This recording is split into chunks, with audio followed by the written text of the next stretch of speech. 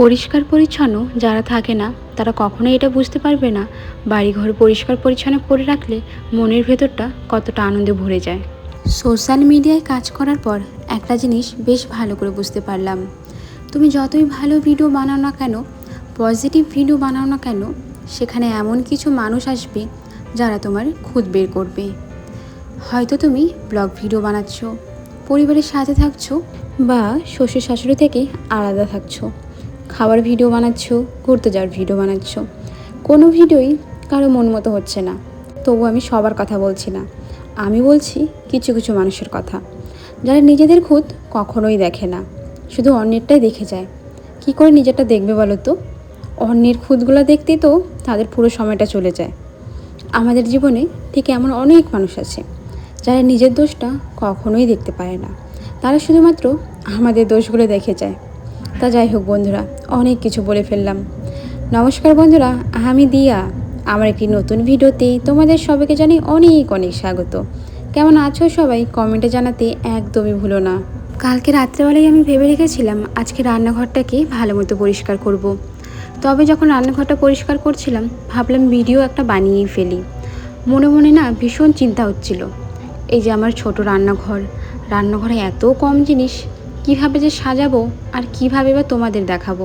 আমাদের এই রান্নাঘরটা জানো তো আগে না এখানে ছিল না, যেখানে বসে আমি বাসন ধুচ্ছি সেখানে রান্নাঘর ছিল। আমার যদি অনেক পুরনো ভিডিও দেখো তাহলে বুঝতে পারবে। এই আমাদের রান্নাঘরটা এই বেশ কিছুদিন হলো এখানে আনা হয়েছে। ওই দিকটা যেহেতু বাথরুম বানানো হলো আর নতুন একটা ঘর বানানো হলো, সেই জন্য এখন আর রান্নাঘরে কোনো জিনিস ঠিকমতোভাবে গোছানো হয়নি। কোনো রকমভাবে শুধুমাত্র রান্নাবাড়ি করে খাচ্ছি, ওটাই আর কি।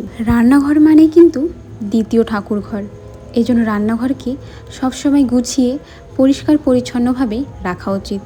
আমরা ঠিক যেমন ঠাকুর ঘরকে সুন্দর করে পরিপাটিভাবে গুছিয়ে রাখি, ঠিক তেমনভাবেই রান্নাঘরে না জুতো পরে রান্না করতে নেই। এই বিষয়টা আমি খুব ভালো করে জানি।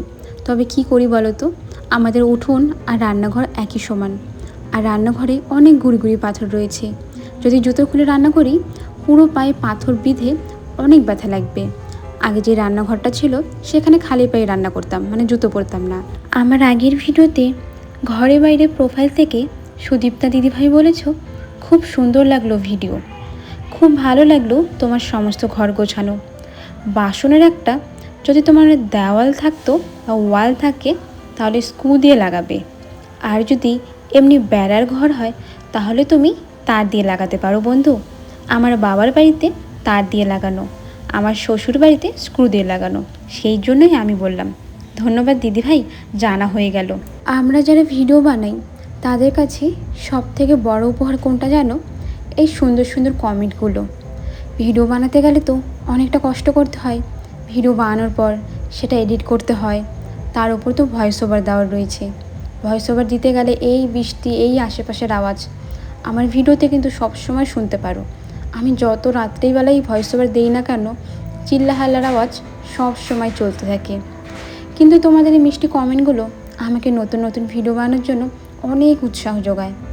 রিয়াজ সোনা কমেন্ট করেছো, পুরো ভিডিওটা লাইক করে দেখে নিলাম, তোমার বিয়ের কথাগুলো শুনলাম, খুব ভালো লাগলো। তুমি যে বাসন রাখার একটা কিনেছো সেটা দেওয়ালে ঝুলিয়ে রাখো, স্ক্রু দিয়ে রাখবে। আর যদি দেওয়াল না থাকে তাহলে দাঁড় করিয়ে রেখো। দেওয়াল থাকলে না ভালো হয়, আমার কাছে দেওয়ালে রয়েছে।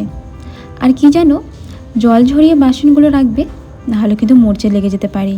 সবসময় মাথায় রাখতে হবে বাসনগুলো যেন ন্যাকড়া দিয়ে মুছে নিয়ে তারপর রাখবে।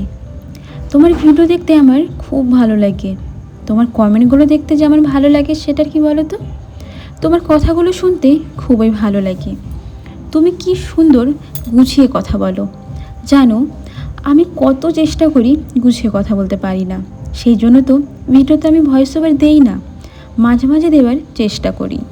তবে আমি একটা কথা বলবো, একদিনেই কিন্তু সব কিছু ভালো হয় না। ধীরে ধীরে যখন চেষ্টা করব তখনই দেখবে ভয়েস ওভারগুলো দেওয়া ভালো হয়ে যাচ্ছে। আজ ভালো হচ্ছে না, দুদিন পর ভালো হয়ে যাবে। আমি যখন প্রথম ভয়েস ওভার দিতাম সেগুলো শুনতে ভীষণ খারাপ হতো, তবে এখন যে খুব ভালো হয় তেমনও না, ওই মোটামুটি আর কি। আমার নিজের কাছে নিজের ভয়েস ওভার একদম ভালো লাগে না। রাজশ্রী দিদিভাই বলেছো খুব ভালো হয়েছে, ধন্যবাদ দিদিভাই। দেখো, তোমাদের সাথে গল্প করতে করতে রান্নাঘরের কত জিনিস গুছিয়ে নিলাম। আমার রান্নাঘরে সব জিনিস কিন্তু একটা মাচার ওপরে রয়েছে। এই মাচাগুলো দিয়ে ঘরে প্লাস্টার করা হয়েছিল। এগুলো তো আমরা নিজেরাই কিনে আনিয়েছিলাম, কোথায় ফেলে রাখবো, তার থেকে ভাবলাম রান্নাঘরে কাজে লাগাই। ইট দিয়ে উঁচু করে এই মাচাটা বানানো হয়েছে। এর মধ্যে আমরা রান্নার সব জিনিস রাখি। আর তো র্যাক কিনা হয়েছে বাসন রাখার, সেটা কালকে রাত্রের মধ্যেই লাগানো হয়ে যাবে। তার মধ্যেই বাসনগুলো রাখবো। এটা থাকবেই, যেহেতু হাঁড়ি কড়াই এসব তো রাখতে হবে। ওগুলো রাখার মতন কিন্তু আমাদের রান্নাঘরে একদমই জায়গা নেই। নাফিসা সুলতানা বলেছ, খুব সুন্দর হয়েছে ভিডিওটা আপু, আর তোমার কথাগুলো আমার অনেক ভালো লাগে। অনেক ভালোবাসা রইল, তোমার জন্য অনেক ভালোবাসা রইল নাফিসা।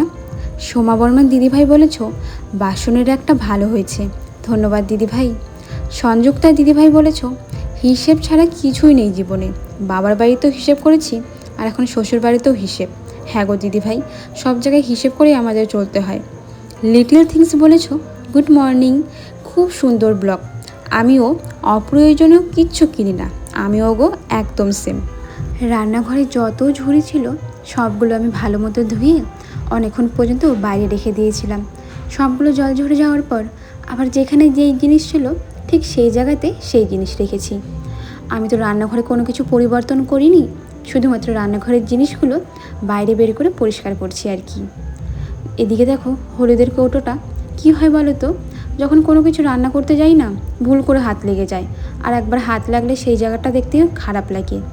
আজকে সকালবেলা যখন গোলা রুটি বানাচ্ছিলাম, গোলা রুটির হাতটা ভুল করে লেগে গেছে, এই জন্য অনেক জায়গায় সাদা সাদা হয়ে গিয়েছিল। এই যে আমার হাতে দেখতে পাচ্ছ না ফিল্টারটা, এর মধ্যে আমরা আগে খাওয়ার জল রাখতাম। তবে যেদিন থেকে আমরা টাইম কলে জল আনা শুরু করেছি, সেই দিন থেকে এর মধ্যে আমরা রান্নার জল রাখি। আর যার মধ্যে রান্নার জল আগে রাখতাম, তার মধ্যে এখন রাখি চাল। মানে সব কিছু আর কি পাল্টে গিয়েছে। ফিল্টারটা ধুয়ে নেবার পরে আমি এর মধ্যে জল ভরে রাখবো। এই জলগুলো রাত্রেবেলা রান্নার জন্য অনেক কাজে লাগবে। আর জানো তো, অনেকগুলো কাজ যদি আগে করে রাখা যায় না, তখন বিকেলের দিকে অনেকটা রেস্ট করার সময়ও পাওয়া যায়। আমাদের এখানে দুপুরবেলা করে বেশ ভালো গরম দেয়, আবার রাত্রেবেলা করে ঝিরে ঝিরে বৃষ্টি হচ্ছে। মানে কোন ওয়েদার যে চলছে বোঝাই মুশকিল। আজকে আমি দুপাশে দুটো খোপা করেছিলাম। এই খোপাটা করার পর না আমার দিদার কথা ভীষণ মনে পড়ছিল। আমার দিদাও যখন নিজের চুলগুলো ভিজা থাকতো, এভাবে না দুপাশে খোপা করে রাখতো। আমার হঠাৎ করে মনে পড়লো দিদার কথা। আমার দিদা তো এখন আর নেই। আগে যখন ছোটোবেলায় দিদা বাড়ি ঘুরতে যেতাম, তখন দিদাকে দেখতাম এভাবে চুল বেঁধে রাখতে। তা যাই হোক, এদিকে গ্যাস মোছাটা বাকি ছিল। গ্যাস মুছে নিলেই আমার রান্নাঘর কিন্তু একদম গোছানো হয়ে যাবে। তোমরা জানিও তো, আমার এই ছোট্ট রান্নাঘরটা গোছানো কি সুন্দর হয়েছে নাকি একদম ভালো হয়নি। তোমরা তাহলে আমার এই রান্নাঘরটা কেমন গোছানো হলো সেটা দেখতে থাকো, আর আমি ভিডিওটাও এখানেই শেষ করব। তবে একটা কথা একদম ভুললে চলবে না, গল্পের কিন্তু কোনো শেষ নেই। সবাইকে টাটা।